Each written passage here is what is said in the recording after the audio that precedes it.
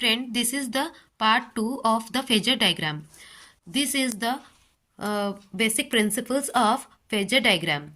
First is, if we change the frequency, then we cannot represent it in the same phasor diagram because omega changes. तो अगर frequency अगर change हो रहा है तो फिर क्या होगा, ओमेगा चेंज होगा. क्यों चेंज होगा? क्योंकि omega is equal to 2 pi f. Omega और ओमेगा क्या कर रहा है ना, एफ से डायरेक्टली प्रोपोर्शनल है. तो एफ अगर चेंज हो रहा है तो फिर ओमेगा चेंज होगा. अगर ओमेगा चेंज होगा तो ऑटोमेटिकली फ्रीक्वेंसी क्या हो जाएगा ना, फेजर डायग्राम क्या हो जाएगा, चेंज हो जाएगा. क्योंकि ये जो फेजर डायग्राम है ये सिर्फ फ्रीक्वेंसी उसका एक पर्टिकुलर फ्रीक्वेंसी है, इसी के वजह से इसका फेजर डायग्राम ये वाला है. अगर फ्रीक्वेंसी चेंज हो रहा है तो फिर फेजर डायग्राम भी चेंज हो जाएगा. Sinusoidal quantities only can be represented in the phasor diagram. Phasor diagram में सिर्फ साइनोसॉइडल क्वांटिटीज को, अगर ये वाला वेवफॉर्म साइनोसॉइडल है, साइनोसॉइडल वेवफॉर्म को ही सिर्फ हम लोग क्या कर सकते हैं ना, फेजर डायग्राम में रिप्रेजेंट कर सकते हैं.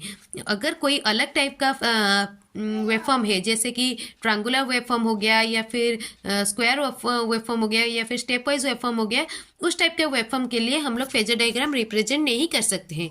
सिर्फ साइनोसॉइडल क्वांटिटीज के लिए ये वोल्टेज और करंट ये सब का वेवफॉर्म क्या है ना, साइनोसॉइडल, इसका साइनोसॉइडल वेवफॉर्म है ये, इसीलिए इसका हम लोग फेजर डायग्राम निकाल सकते हैं. पर जो वेवफॉर्म साइनोसॉइडल नहीं है उसका हम लोग फेजर डायग्राम नहीं बना सकते.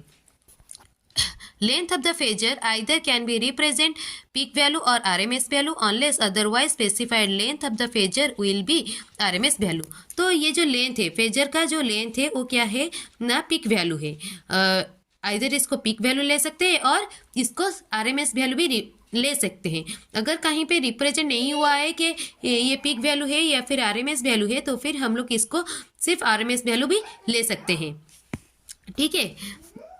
Phasor order of rotation should be always in the anti clockwise. तो फेजर ऑर्डर क्या होता है ना, फेजर ऑर्डर वो हमेशा क्या करता है ना, एंटी क्लॉकवाइज डायरेक्शन में. जैसे कि इधर से हो गया 0 degree, then 90 degree, then 180 degree. तो ये क्या होता है ना, फेजर ऑर्डर हमेशा हम लोग जब भी फेजर को अगर ड्रॉ करेंगे तो एंटी क्लॉकवाइज डायरेक्शन में ही ड्रॉ करेंगे.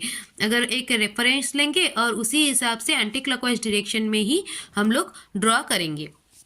ठीक है. एंटी क्लॉकवाइज डायरेक्शन में एंगल का वैल्यू पॉजिटिव होगा. अगर इस डायरेक्शन में अगर हो रहा है तो फिर उसका वैल्यू नेगेटिव में आ जाएगा. ठीक है.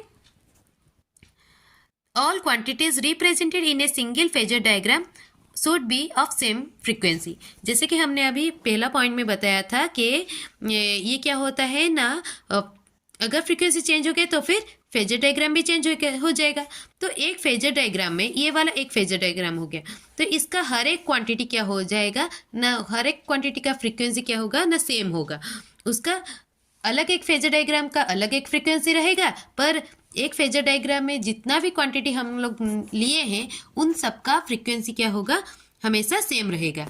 तो लेट ऐसे हो गया कि वोल्टेज का फ्रीक्वेंसी अलग है और करंट का फ्रीक्वेंसी अलग है, पर दोनों एक ही फेजर डायग्राम में है, तो ऐसा नहीं हो सकता है.